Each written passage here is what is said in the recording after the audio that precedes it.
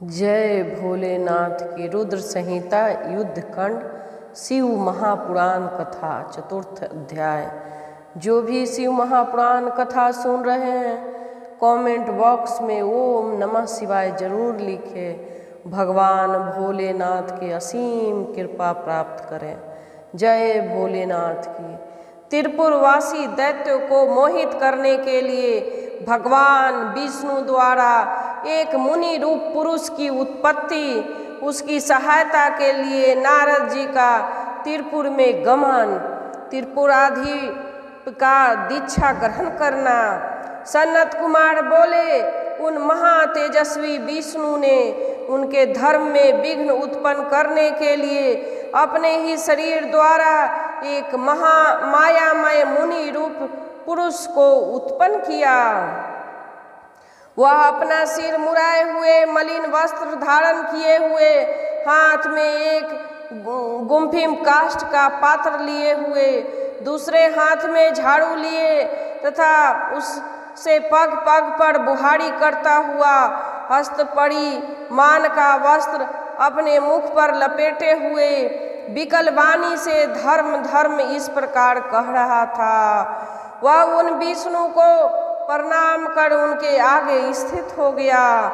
इसके बाद उसने हाथ जोड़कर पूज्य अच्युत विष्णु से यह वचन कहा, हे अरिहन शत्रुनाशक, मैं क्या करूं?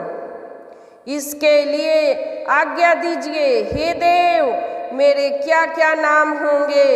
हे प्रभु, मेरे स्थान का भी निर्देश कीजिए।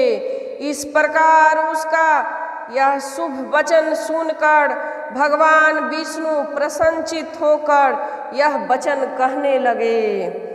विष्णु जी बोले, मेरे शरीर से उत्पन्न हे महाप्राज्ञा, मैंने जिसके लिए तुम्हारा निर्माण किया है उसे सुनो। मैं कह रहा हूँ, तुम मेरे ही रूप हो, इसमें संदेह नहीं। मेरे शरीर से उत्पन्न हुए तुम मेरा कार्य करने में समर्थ हो।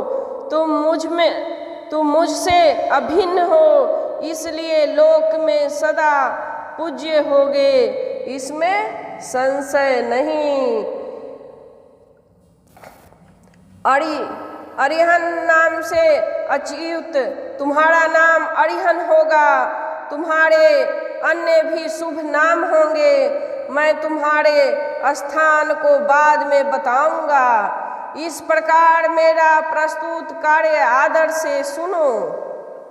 हे मायावी, तुम 16,000 श्लोकों वाला एक शास्त्र प्रयत्न पूर्वक बनाओ, जो मायामय श्रुति स्मृति से विरुद्ध, वर्णाश्रम धर्म से रहित, अपभ्रष्ट शब्दों से युक्त और कर्मवाद पर आधारित हो।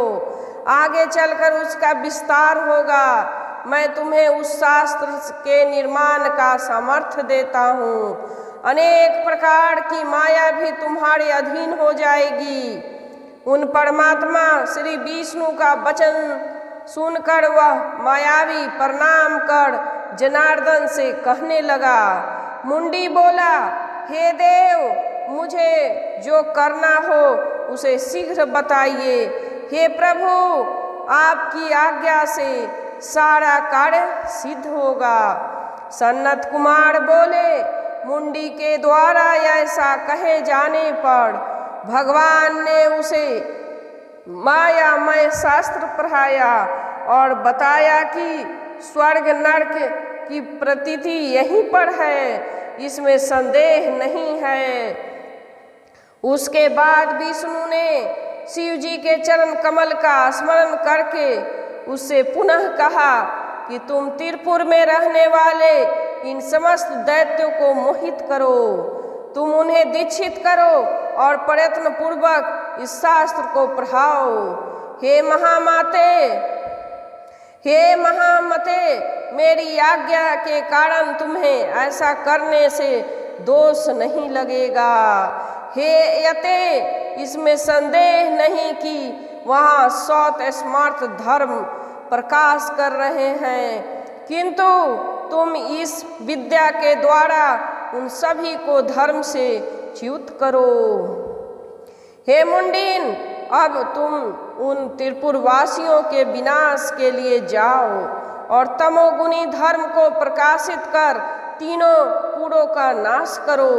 हे विभो, उसके बाद वहाँ से मरुस्थल में जाकर कलयुग के आने तक वहीं अपने धर्म के साथ निवास करना, और उस युग के आ जाने पर तुम शिष्य प्रशिष्यों के साथ अपने धर्म का प्रचार करना और उसी का व्यवहार करना।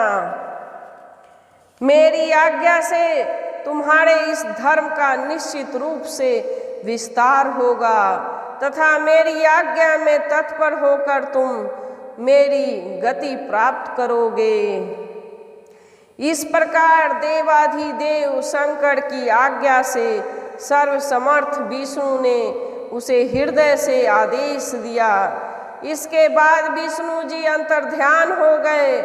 इसके बाद उस मुंडी ने विष्णु की आज्ञा का पालन करते हुए उस समय अपने रूप के अनुसार 4 शिष्यों को निर्माण किया और उन्हें स्वयं मायामय शास्त्र पढ़ाया। जैसा वह स्वयं था उसी प्रकार के 4 शुभ मुंडी भी थे। वे परमात्मा श्री विष्णु को नमस्कार कर वहीं पर स्थित हो गए। हे मुने, जब शिव की आज्ञा का पालन करने वाले श्री विष्णु ने भी परम प्रसन्न होकर उन 4 शिष्यों से स्वयं कहा, जैसे तुम लोगों के गुरु हैं वैसे ही मेरी आज्ञा से तुम लोग भी बनो। तुम लोग धन्य हो और इस लोक में सद्गति प्राप्त करोगे, इसमें संदेह नहीं है। इसके बाद वे 4 मुंडी हाथ में पात्र लिए, नासिका पर वस्त्र बांधे, मलिन वस्त्र धारण किए हुए, अत्यधिक न बोलते हुए, धर्म ही लाभ तथा परम तत्व है ऐसा अति हर्षपूर्वक कहते हुए वस्त्र के छोटे छोटे टुकड़ों से बने हुए मार्जनी धारण किए हुए और जीव हिंसा के भय से धीरे धीरे चलते हुए विचरण करने लगे। हे मुने, तब वे सभी प्रसन्न होकर देवाधिदेव विष्णु को नमस्कार कर उनके आगे स्थित हो गए। उसके अनंतर भगवान विष्णु ने उनका हाथ पकड़कर उन्हें गुरु को अर्पित कर दिया और अत्यंत प्रेम के साथ विशेष रूप से उनके नामों को बताया और कहा, जैसे तुम मेरे हो उसी प्रकार के ये भी मेरे हैं, इसमें संशय नहीं है। तुम्हारा आदि रूप है, इसलिए आदि रूप यह नाम होगा और पूज्य होने से तुम पूज्य भी कहे जाओगे। ऋषि, यति, कीर एवं उपाध्याय ये नाम भी तुम लोगों के प्रसिद्ध होंगे। तुम लोगों को भी मेरे ही शुभ नाम को ग्रहण करना चाहिए। अरिहन, यह मेरा नाम ध्यान योग्य तथा पाप नाशक है। अब आप लोगों को लोक कल्याणकारी कार्य करते रहना चाहिए। लोक के अनुकूल आचरण करते हुए तुम लोगों की उत्तम गति होगी। सनत कुमार बोले, इसके बाद विष्णु को प्रणाम करके वह मायावी अपने शिष्यों के साथ प्रसन्नता पूर्वक शीघ्र ही शिव के इच्छा के अनुसार कार्य करने वाले त्रिपुर के पास गया। महामायावी विष्णु द्वारा प्रेरित वह जितेंद्रिय ऋषि त्रिपुर में शीघ्र प्रविष्ट होकर मायाचार करने लगा। उसने शिष्यों के सहित नगर के उपवन में निवास कर बड़े बड़े मायावियों को भी मोहित करने वाली माया फैलाई। हे मुने, जब शिव जी के अर्चना के प्रभाव के कारण उसकी माया त्रिपुर में सहसा न चल सकी तो यति व्याकुल हो उठा। उसके बाद उत्साहहीन तथा चेतना रहित उसने दुखी मन से विष्णु का स्मरण किया और हृदय से उनकी स्तुति की। उसके द्वारा स्मरण किए गए विष्णु जी ने हृदय में शंकर जी का ध्यान किया और उनको आज्ञा प्राप्त कर शीघ्र ही मन से नारद जी का स्मरण किया। विष्णु जी के स्मरण करते ही नारद जी उपस्थित हुए और उन्हें प्रणाम कर तथा उनकी स्तुति कर हाथ जोड़े हुए वे उनके आगे खड़े हो गए। तब बुद्धिमानों में श्रेष्ठ विष्णु जी ने नारद जी से कहा, आप तो सर्वदा लोकोपाल में निरत तथा देवताओं का कार्य करने वाले हैं। हे तात, मैं शिव जी की आज्ञा से कहता हूँ कि आप शीघ्र ही त्रिपुर में जाएं। उस पुर के निवासियों को मोहित करने के लिए एक ऋषि अपने शिष्यों के साथ वहां गए हैं। सनत कुमार बोले, उनका यह वचन सुनकर मुनि श्रेष्ठ नारद जी बड़ी शीघ्रता से वहां गए। जहां मायावियों में श्रेष्ठ वह ऋषि था, नारद जी भी बड़े मायावी थे। उन्होंने मायावी प्रभु विष्णु की आज्ञा से उस पुर में प्रवेश कर उस मायावी से दीक्षा ग्रहण कर ली। उसके बाद नारद जी ने त्रिपुराधिपति के पास जाकर उसका कुशल मंगल आदि पूछकर राजा से सारा वृत्तांत कहा। नारद जी बोले, हे राजन, धर्मपरायण, सभी विद्याओं में पारंगत और वेद विद्या में प्रवीण कोई यति आपके नगर में आया है। हमने बहुत धर्म देखे परंतु इसके समान नहीं। इसके सनातन धर्म को देखकर हमने इससे दीक्षा ली है। अतः हे दैत्य सत्तम, हे महाराज, यदि आपकी भी इच्छा उस धर्म में हो तो आप भी उस धर्म की दीक्षा ग्रहण करें। सनत कुमार बोले, नारद जी का विशद अर्थ गर्भित वचन सुनकर वह दैत्याधिपति बड़ा विस्मित हो उठा और मोहित होकर मन में कहने लगा कि जब नारद जी ने स्वयं दीक्षा ली है तो हम भी उससे दीक्षा ग्रहण कर लें। ऐसा सोचकर वह स्वयं वहां गया।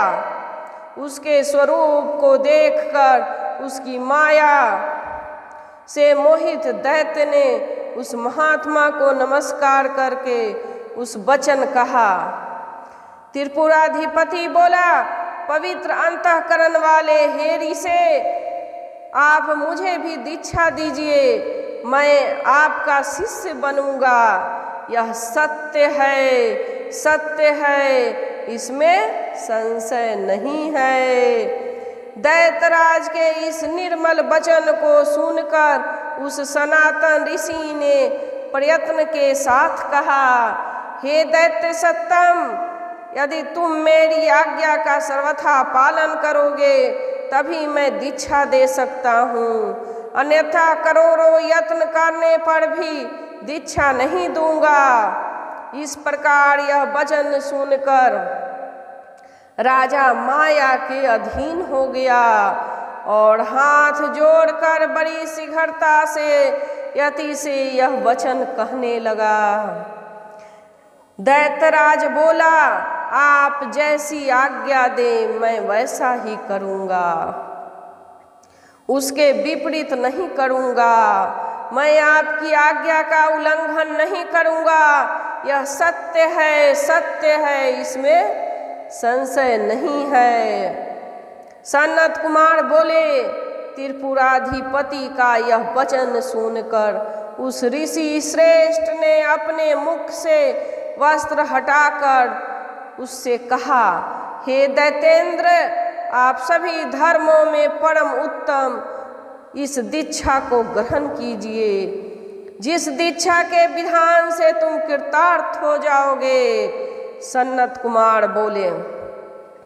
ऐसा कहकर उस मायावी ने विधि विधान के साथ अपने धर्म में बताई गई दीक्षा उस दैत्यराज को शीघ्र ही प्रदान की। हे मुने, अपने सहोदरों के सहित उस दैत्यराज के दीक्षित हो जाने पर सभी त्रिपुरवासी भी उस धर्म में दीक्षित हो गए। हे मुने, उस समय महामायावी उस ऋषि के शिष्यों तथा प्रशिष्यों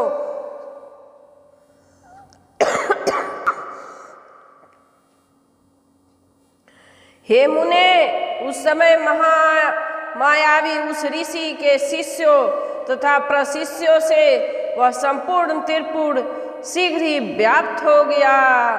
जय भोलेनाथ की। शिव महापुराण चतुर्थ कथा समाप्त।